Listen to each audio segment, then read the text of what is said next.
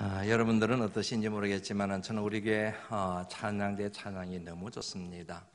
항상 은혜를 받고 있습니다. 단순하게 칭찬하고 격려하기 위해서 하는 말이 아니라 저는 우리 교회 찬양대 찬양이 참 좋습니다. 고맙습니다. 요즘 저와 여러분들이 함께 생각을 나누고 있는 큰 주제가 있습니다. 그것은 바로 강국입니다. 강한 나라라고 하는 뜻의 한자어입니다. 이 표현은 하나님께서 저를 우리 바라만석에 파송하시면서 허락하셨던 많은 약속의 말씀 가운데 하나인 이사야서 60장 22절 말씀에서 따온 표현입니다. 그 작은 자가 천명을 이루겠고 그 약한 자가 강국을 이룰 것이라. 때가 되면 나 여호와가 속히 이루리라 한 말씀, 이 말씀에 강국이라는 표현이 옵니다. 그 표현을 따와서 함께 지금 계속해서 생각을 나누어 가고 있습니다. 아마 여러 주에 걸쳐서 더 생각을 나누게 될 것 같습니다. 저와 여러분들이 이 세상을 살아가면서 하나님의 사람들로 또 신앙의 여정을 이어가고 또 인생의 여정을 걸어가면서 꿈꾸고 사모해야 될 강국들이 있습니다. 그런데 어떤 것을 사모하고 소망하든 저와 여러분들이 한결같이 최우선적으로 소망해야 될 강국이 하나 있습니다. 그것은 바로 하나님의 말씀입니다. 다시 말씀드리면 말씀의 강국이 되는 것입니다. 말씀의 강자가 되는 것입니다. 이유는 간단합니다. 하나님의 말씀이 저와 여러분, 하나님의 사람들, 그리고 피로 값주고 세우신 교회의 토대요, 근간이요, 정신이요, 의리요,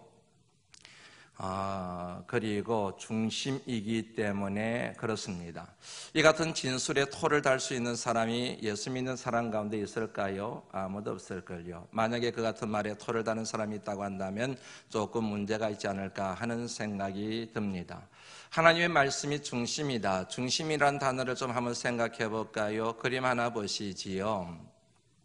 줄타기 하는 사람의 그림이 나와 있습니다. 그림으로 그려진 것이 아니고 찍은 사진입니다.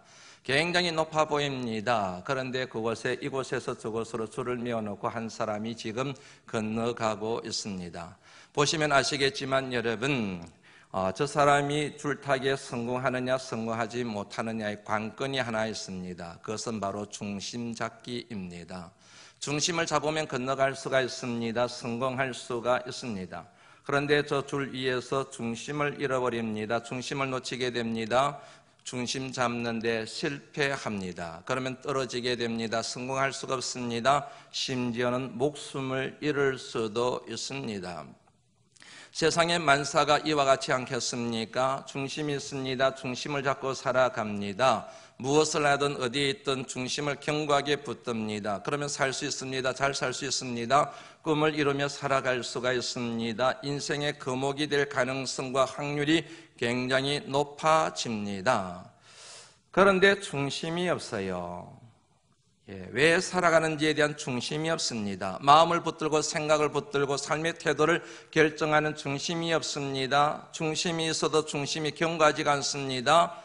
세류에 따라서 이렇게도 중심이 갔다가 저렇게도 중심이 갔다가 중심 이동이 심합니다. 살 수가 없습니다. 잘 살 수가 없습니다. 꿈을 이루며 살 수가 없습니다. 성공적인 인생을 살 수가 없습니다. 마치 나무가 이리저리 옮겨 심음으로 인하여 시간과 세월이 지날수록 거목이 되지 못하고 고목이 되는 것처럼 인생도 그리 결정되고 만다는 사실은 정한 이치입니다. 그는 여러분 신앙생활도 마찬가지입니다. 교회도 마찬가지입니다. 저와 여러분들이 신앙의 여정을 살아가면서 또 교회를 우리가 섬겨가면서 교회가 반드시 붙들어야 될 중심이 있습니다. 하나님의 사람이기 때문에 절대로 놓쳐서는 안 될 중심이 있습니다. 거기에 뭐라는 것입니까? 하나님의 말씀이다. 오늘 여러분 본문 말씀에 초대교회 얘기가 나옵니다. 아시는 것처럼 초대교회는 강력한 강국이었습니다. 믿음의 강국이었습니다. 소망의 강국이었습니다. 사랑의 강국이었습니다. 기도의 강국이었습니다. 선교의 강국이었습니다. 복음의 강국이었습니다. 성령 충만한 믿음의 공동체였습니다. 그렇게 강하기만 해 보이던, 그리하여 영원히 그 강함이 지속될 만 같았던 초대교회가 흔들리기 시작해요. 깨어져서 두 파로 나뉘어져서 분열될 위기에 직면했다는 사실을 오늘 본문 말씀을 통하여 저와 여러분들이 확인할 수가 있습니다. 사연은 이렇습니다. 그 당시 초대교회 안에는 두 부류의 그리스도인들이 있었습니다. 유대인들이 있었습니다. 헬라말을 사용하는 사람들, 다시 말씀드리면 그리스말을 사용하는 사람들이 있었습니다. 그들을 일러서 말하기를 헬라파 유대인이라고 그렇게 불렀습니다. 헬라말을 사용하지 않고 히브리말을 사용하는 민족주의자들이 있었습니다. 그들을 일러서 말하기를 히브리파 유대인들이라고 그렇게 불렀습니다. 한 교회 안에서 헬라파 유대인들과 히브리파 유대인들이 함께 신앙생활했습니다. 그런데 둘 사이에 갈등이 생겼습니다. 문제가 생겼습니다. 큰 문제 때문이 아닙니다. 사소한 문제입니다. 그것은 바로 음식 문제였습니다.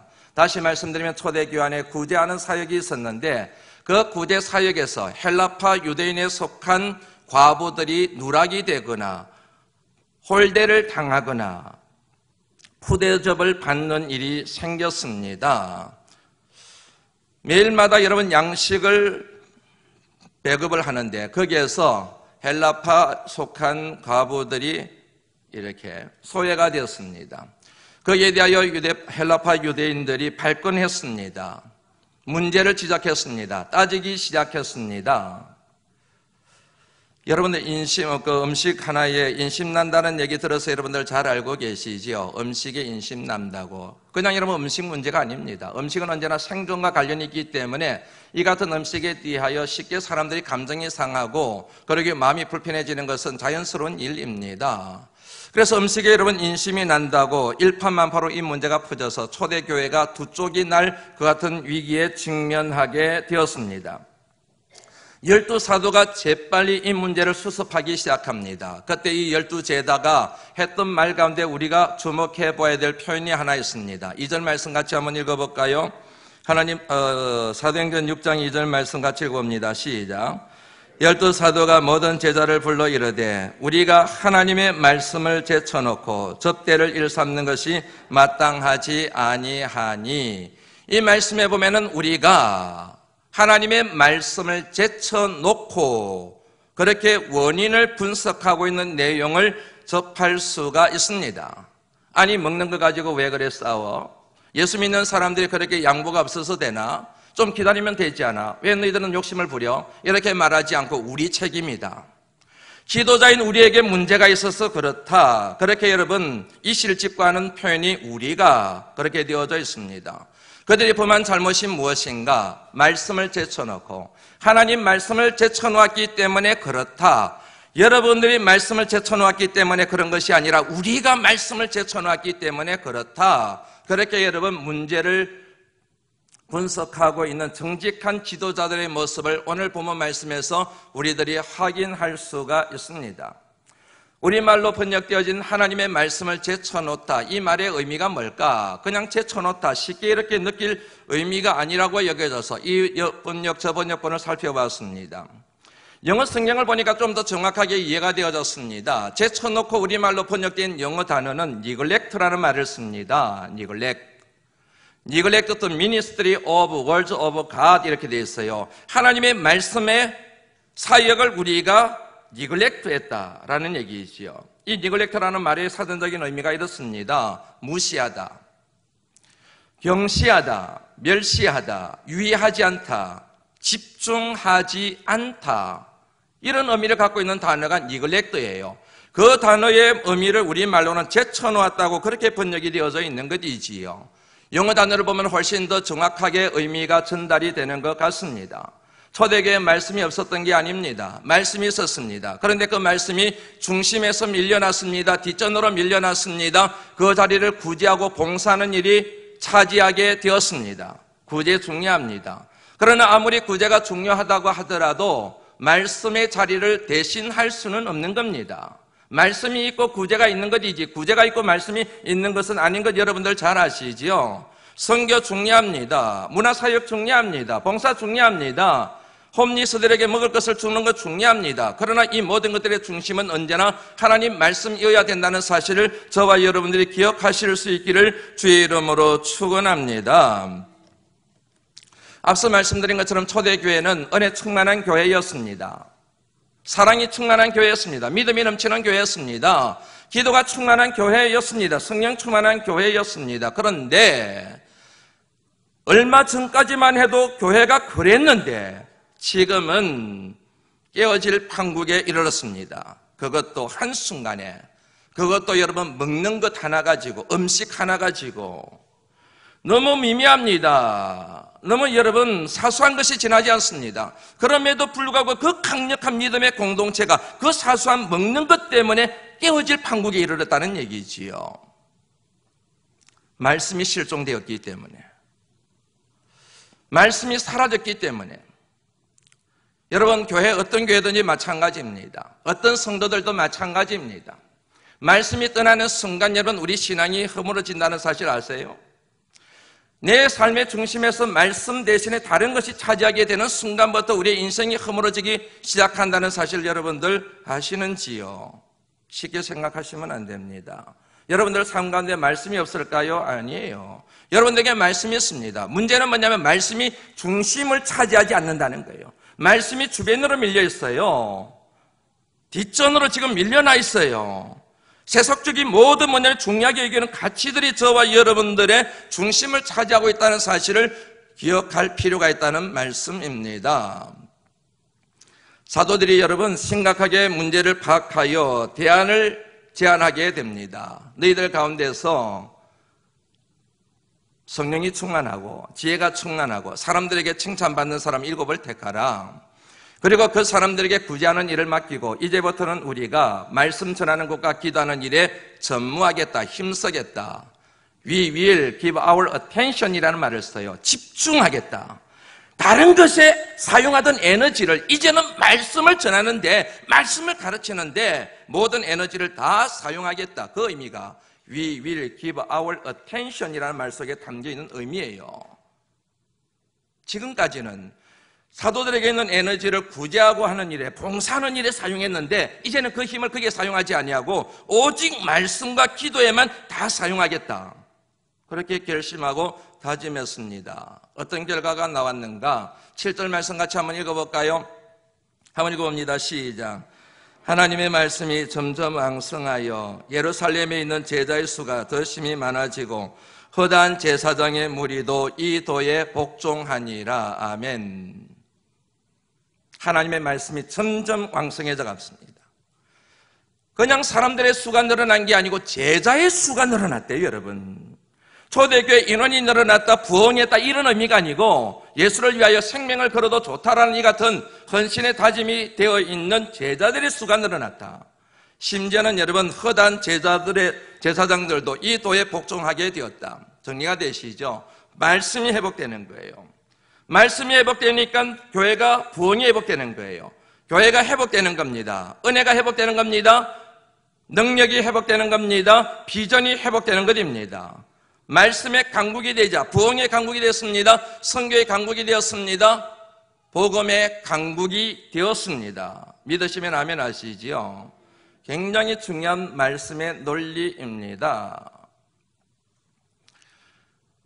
달고 오묘한 그 말씀, 생명의 말씀은 한번 같이 불러보면 좋겠습니다. 같이 한번 불러볼까요? 오늘 아까 예배 중에 불렀던 찬양 한번 같이 불러보죠. 시작. 달고 오묘한 그 말씀, 생명의 말씀은 귀한 그 말씀, 생명의 말씀이 나의 길과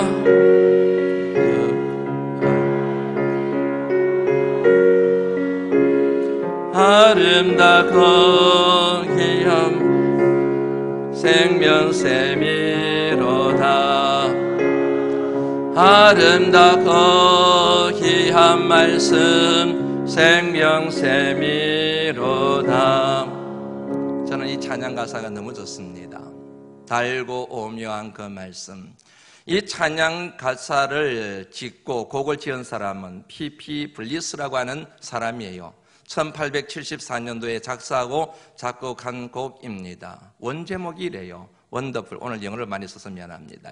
원더풀 God of Life 그래요. 너무너무 놀랍고 신비한 생명의 말씀, 그 표현이 우리 찬송가로 번역이 될 때 달고 오묘한 그 말씀. 저는 번역이 더 좋습니다. 번역이 너무 좋습니다. 달고 오묘한 그 말씀. 하나님 말씀이 달고 오묘하다. 맞자. 그렇지. 너무너무 제가 여러분 심리적으로 동의가 되거든요. 달고 오묘한 그 말씀. 이 찬양 가사에 가면 첫째 하나님의 말씀은 답니다. 달고 그랬잖아요. 하나님의 말씀의 맛이 어찌 그리 단지요. 내 입에 꿀보다도 더 단이이다. 시편 기자가 고백한 선언입니다. 하나님 말씀이 너무 달대요. 너무너무 달아서 그 말씀을 내가 읽을 때마다, 들을 때마다, 말씀을 묵상할 때마다 꿀보다도 더 달다는 느낌을 내가 받는다는 거예요. 사랑하는 성도 여러분에게 한번 여쭤보지요. 여러분들은 그 같은 체험이 있으신지요?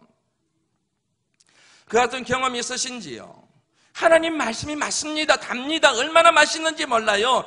이 세상에 어떤 맛있는 것으로도 비교할 수 없을 정도로 하나님의 말씀이 달아요. 제가 그걸 체험했어요. 거기에 대하여 얼마든지 제가 간증할 수 있어요. 그렇게 말할 수 있는 분이라고 한다면 여러분들은 복 받았어요. 그런데 도대체 이해가 안 돼요. 하나님의 말씀이 달다는 게 이해가 안 돼요. 받아들여지질 않아요. 하나님 말씀이 달다는 게 뭘 의미하지?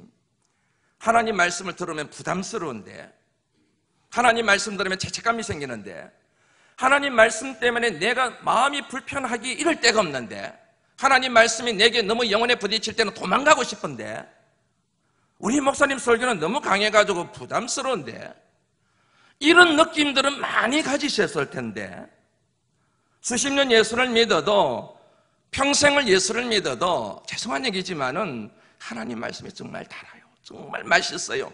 이렇게 간증하는 것보다는 말씀은 언제나 부담스럽고 도망가고 싶고 토끼고 싶고, 좀 말씀이 약했으면 좋겠고, 말씀이 좀 부드러웠으면 좋겠고, 그 말씀이 좀 내 귀를 즐겁게 했으면 좋겠고, 만약에 여러분 그 같은 마음이 있다고 한다면 참 안타깝고 불행한 일이에요.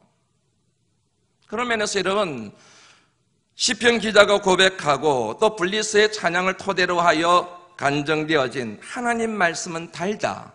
이 같은 여러분 단 말씀을 경험하시기를 주의 이름으로 축원합니다. 하나님, 제 인생 가운데 하나님 말씀이 언제나 꿀과 송이꿀보다 더 단 은혜를 허락하여 주옵소서. 기도하시면 저와 여러분에게 그 은혜를 주실 줄로 믿습니다. 한두 가지 정도 생각을 해보려고 합니다. 달다는 것은 여러분 미각을 전제하고 있는 거 아시죠? 달다는 것은 미각을 뜻합니다. 미각에는 단맛만 있는 것은 아닙니다. 쓴맛도 있습니다. 신맛도 있습니다. 짜운맛도 있습니다. 매운맛도 있습니다. 말씀에 그런 기능이 있는 것 여러분들 아시지요? 이 같은 여러분 미각은 뭘 전제하느냐 하면은 자극을 전제합니다. 쉽게 말씀드리면 음식을 먹어요. 그러면 음식을 먹으면은 미각이 자극이 돼요. 입맛이 자극이 된다는 얘기죠. 감정이 자극을 받습니다. 내 느낌이 자극을 받습니다. 그래서 표현을 합니다. 이 음식 맛있네. 이 음식이 다네. 이 음식이 짜네. 이 음식이 싱겁네. 이렇게 반응을 보이게 됩니다. 달달하는 미각과 그리고 그 미각을 자극하는 것, 음식, 요 관계를 여러분 잘 정리를 해두시고 말씀을 넘어가 보지요. 환자가 왔을 때 의사 선생님들이 제일 먼저 질문하는 게 뭔지 아시지요? 왜 오셨어요? 어디가 아팠어요? 그래요. 그래, 어디 아프다 그러면 그때 의사 선생님들이 하는 게 뭐예요? 눌러요. 꾹꾹 눌러요. 어때요? 아파요? 괜찮아요? 그래요. 정형외과 같은 경우는 톡톡 두드려요. 괜찮아요? 아파요? 움직여보세요. 그래요. 눈이 아플 경우는 눈을 뒤집어서 빛을 비춰봐요. 눈 깜빡깜빡 그려보세요. 그래요. 여기서 여러분 두드리고 쿡쿡 누르고 그리고 빛을 비추는 것을 일러서 뭐라고 얘기하는지 아시죠? 자극을 주는 거예요. 그 자극에 대한 환자의 반응이 나타나요. 그 반응을 통해서 이분이 어디가 아프구나 진단해요. 그리고 어떻게 치료의 방법을 정하고 치료의 방향을 의사가 스스로 결정을 하게 되는 겁니다. 여기에서 중요한 게 자극과 반응입니다. 이게 환자를 치료하고 고치는 가장 중요한 첫 번째 작업이라 그렇게 말씀을 드릴 수가 있습니다. 그거는 여러분, 하나님의 말씀도 마찬가지입니다. 하나님의 말씀을 들을 때마다, 영의 양식을 우리가 먹을 때마다 자극이 일어나요. 그 말씀이 우리를 자극합니다. 생각을 자극합니다. 말을 자극합니다. 행동을 자극합니다. 인생을 자극합니다. 우리가 살아가는 삶의 방식에 대하여 쿡쿡 찌릅니다. 하나님의 말씀은 살았습니다. 하나님 말씀은 활력이 있습니다. 그 말씀은 좌우의 날선 어떤 것보다 예리합니다. 그리하여 우리 혼을 찌릅니다. 영을 찌릅니다. 골수를 찔러 쪼갭니다. 관절을 찔러 쪼갭니다. 심지어는 우리의 마음의 생각을 찌릅니다. 우리의 뜻을 찌릅니다. 판단합니다. 히브리서 4장 12절에 나오는 말씀입니다. 하나님의 말씀이 이처럼 우리의 영혼을 자극하고 우리의 삶을 자극하고 우리의 생각을 자극하고 우리의 감정을 자극한다는 그런 의미잖아요. 여기서 여러분 눈여겨봐야 될 표현이 바로 생각이라고 하는 것, 우리의 마음의 생각과 뜻을 판단하나니. 지난주에 여러분 생각에 대해서 잠깐 생각을 나눴습니다. 다시 한번 여러분들에게 소개합니다. 생각을 조심하셔야 됩니다. 왜냐하면 생각이 말이 되기 때문입니다. 말 조심하셔야 됩니다. 왜냐하면 그 말이 행동이 되기 때문입니다. 행동 조심하셔야 됩니다. 그 행동이 인격이 되기 때문입니다. 인격 조심하셔야 됩니다. 그 인격이 그 사람의 인생이 되고 일생이 되기 때문에 그렇습니다. 제 얘기가 아닙니다. 마트마 간디가 한 얘기입니다. 여러분, 인생의 출발점이 뭐로부터 시작됐습니까? 생각입니다. 뭐로 마무리되어졌습니까? 인생과 일생으로 마무리되어졌습니다. 그 사람의 인생이 어떠함을 결정하는 게 뭐라는 겁니까? 생각이라는 얘기예요. 어떤 생각을 하느냐에 따라서 어떤 인생이 되느냐가 결정이 된다는 얘기잖아요. 저는 여러분 이 같은 논리에 동의를 합니다. 좋은 생각을 합니다. 그러면 좋은 인생이 되는 거예요. 나쁜 생각을 합니다. 나쁜 인생이 되는 거예요. 항상 부정적으로 생각해요. 그러면 항상 부정적인 말이 나와요. 부정적인 행동이 나와요. 부정적인 인격이 형성이 되는 겁니다. 부정적인 일생이 되고 마는 것이지요. 생각이 건강해야 건강한 인생이 될 수가 있고 일생이 될 수가 있습니다. 생각이 중요합니다. 사랑하는 성도 여러분, 좋은 생각하실 수 있기를 주의 이름으로 축원합니다. 생각이라는 단어를 생각할 때마다 항상 제 머리를 제일 먼저 스치고 지나가는 광고 카피가 있습니다. 몇 번 소개해드려서 오래된 교인들은 아실 겁니다. New Thinking, New Possibilities라고 하는 표현입니다. 모 자동차 회사의 광고 카피입니다. 새로운 생각, New Thinking, New Possibilities, 새로운 가능성. 가능성이 있습니다. 가능성이 열립니다. 수많은 가능성들이 존재합니다. 왜요? 생각 때문에. 생각이 새로워졌습니다. 전에 하던 생각을 하지 않습니다. 생각을 달리합니다. 생각을 고쳐먹습니다. 그처럼 생각을 달리할 때 새로운 가능성들이 열리게 된다는 이 광고 카피는 제게 거의 뭐냐면 인생의 신념처럼 마음에 새기고 살아가고 있습니다. 새로운 가능성을 열기 위해서는 생각이 새로워지지 않으면 절대적으로 미래에 새로운 가능성이 열리지 않다는 이 명제가 얼마나 옳은지 모르기 때문에 그렇습니다. 새로운 가능성의 뿌리는 새로운 생각입니다. 그런데 새롭게 생각하기 위한 전제 조건이 있습니다. 앞서 말씀드린 것처럼 뭘까요? 자극을 받는 거예요. 내가 가지고 있는 생각에 자극을 받는 겁니다. 내가 지금 집착하고 있는 생각에 자극을 받는 겁니다. 공격을 받는 겁니다. 그래야 생각에 충돌이 일어나는 겁니다. 그래서 생각을 고쳐먹게 되는 겁니다. 새로운 생각을 하게 되는 겁니다. 그럴 때 새로운 가능성이 열린다는 얘기잖아요.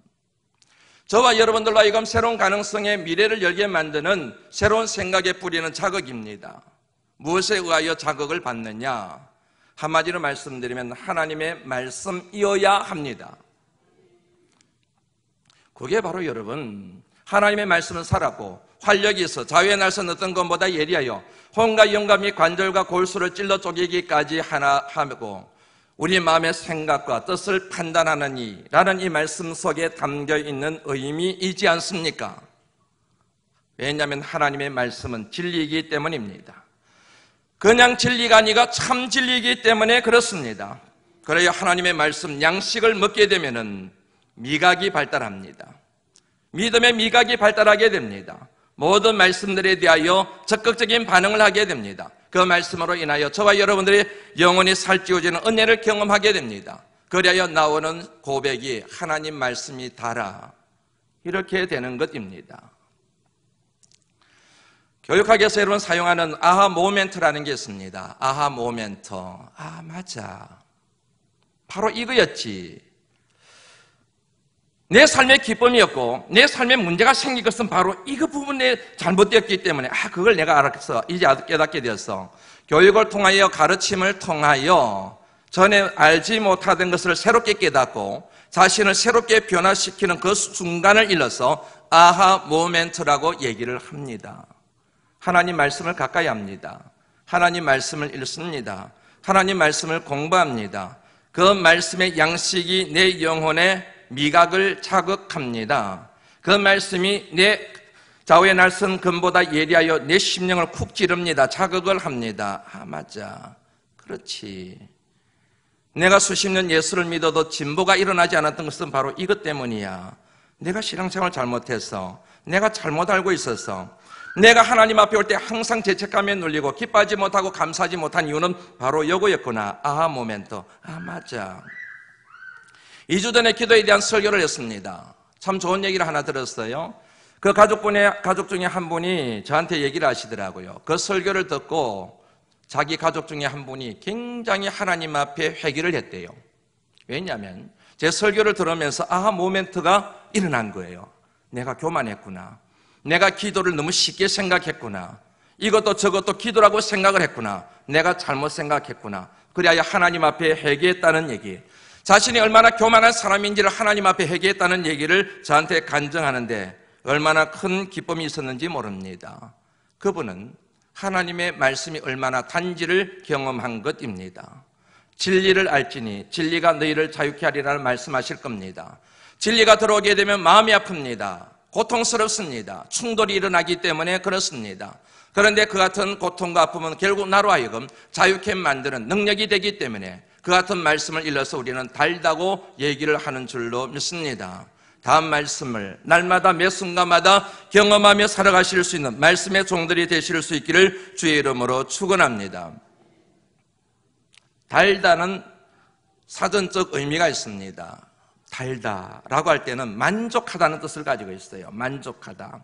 흡족하다는 뜻을 가지고 있습니다.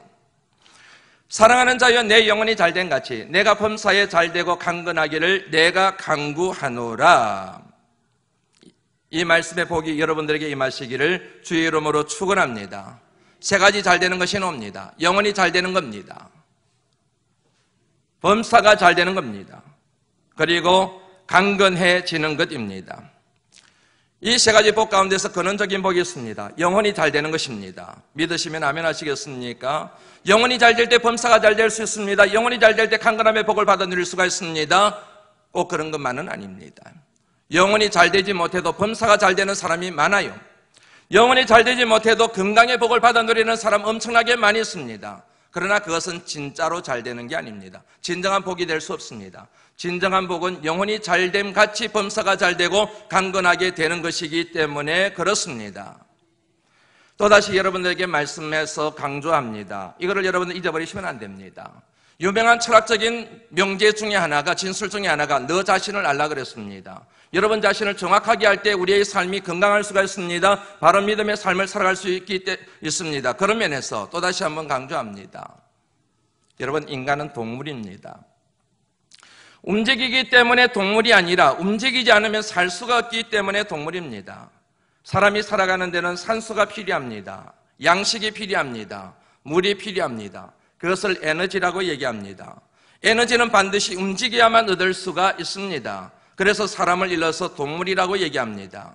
사람만 동물은 아닙니다. 짐승도 동물이라고 얘기를 합니다. 왜냐하면 그들도 움직여야만 살 수가 있기 때문에 그렇습니다. 모든 짐승들도 움직여서 물가를 찾아가야 됩니다.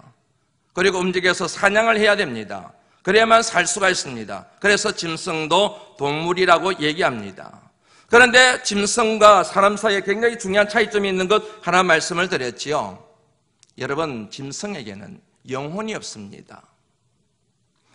따라서 여러분, 짐승은 영혼의 허기를 채울 필요가 없습니다. 짐승은 뭐만 채우면 됩니까? 육신의 허기만 채우면 됩니다. 배만 부르면 그만입니다.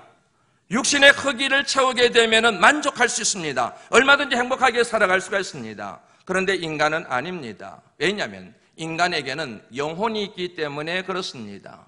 그러므로 인간은 육신의 허기를 채우는 것과 더불어서 영혼의 허기를 채워야만 인간답게 살아갈 수가 있습니다. 사람다운 사람이 될 수가 있습니다. 진정한 행복과 진정한 기쁨과 진정한 평강의 복을 받아 누릴 수가 있습니다.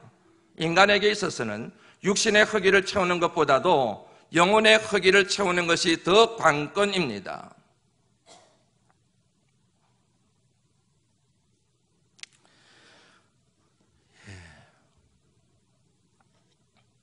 여러분들 믿으셔야 됩니다. 굉장히 중요한 논리예요, 이게. 영혼의 허기를 채워요. 육신의 허기를 채워요. 최고로 잘 사는 겁니다. 육신의 허기도 채우지 못할 뿐만 아니라 영혼의 허기도 채우지 못해요. 못 사는 겁니다. 정말 못 사는 겁니다. 육신의 허기를 채워요. 그런데 영혼의 허기를 채우지를 못해요. 그런 사람을 일러서 또한 본인이 뭐라고 얘기하느냐 하면 살아도 산 게 아닙니다. 많은 사람들이 살아도 산 게 아닙니다 얘기해요. 왜 그런지 아세요? 육신의 허기가 채워지지 않아서 그렇게 얘기하는 것이 아니라 영혼의 허기가 채워지지 않아서 그렇게 고백을 하는 거예요. 육신의 허기를 채우지 못해도 영혼의 허기를 채우면 이 땅을 천국처럼 살아갈 수가 있습니다. 이게 하나님이 우리에게 주시는 약속의 말씀입니다. 이 같은 영혼의 허기를 채울 수 있는 양식은 하나밖에 없습니다. 하나님의 말씀입니다. 믿든 믿지 않든, 받아들이든 받아들이지 않든, 여러분들이 아멘으로 응답하시든 응답하지 않든 이것은 진리입니다. 그래서 주님이 말씀하시기를 구약의 말씀을 인용하여 사람이 떡으로만 사는 것이 아니요 오직 하나님의 입에서 나오는 모든 말씀으로 살 것이니라. 초대교회 얘기로 다시 돌아가서 말씀을 마무리하려고 합니다. 앞서 말씀드린 것처럼 초대교회는 여러분 믿음의 공동체였습니다. 사랑의 강국이었습니다. 유무상통한 교회였습니다. 수많은 사람들이 재산과 소유를 팔아서 사도들의 발 앞에 듭니다. 그러면 사도들이 각 사람의 필요에 따라서 그것을 나눠줍니다. 여러분 이게 어떻게 가능할까요? 물질에 대한 탐욕과 욕심이 인간에게 얼마나 많은데 내 재산과 소유를 팔아서 다른 사람을 위하여 헌신한다, 봉사한다. 내 살돌이 다 마련해놓고 남에게 필요한 것 조금 떼주는 것은 가능할지 모르겠지만 재산과 소유를 다 팔아서 사도들을 통하여 이웃들에게 나눠준다. 이거는 여러분 인간에게는 불가능한 일이에요. 그런데 초대교회가 그 일을 했습니다. 그렇게 헌신하는 사람들이 숱하게 많았습니다. 왜요? 이유는 간단합니다. 하나님 말씀 때문입니다. 말씀이 충만했기 때문입니다. 초대교회 안에 말씀이 풍성했기 때문입니다. 사도들이 말씀 전하는 일에 집중했습니다. 말씀의 가치를 최고로 치며 그들에게 말씀을 가르치는데 최선을 다했습니다. 성도들의 마음속에 말씀이 차오르기 시작합니다. 말씀으로 통하여 그들의 영혼의 허기가 채워졌습니다. 영혼이 배부르기 시작합니다. 영혼이 만족스럽습니다. 기쁩니다. 행복합니다. 감사가 넘쳐납니다. 마음의 평강이 넘쳐납니다.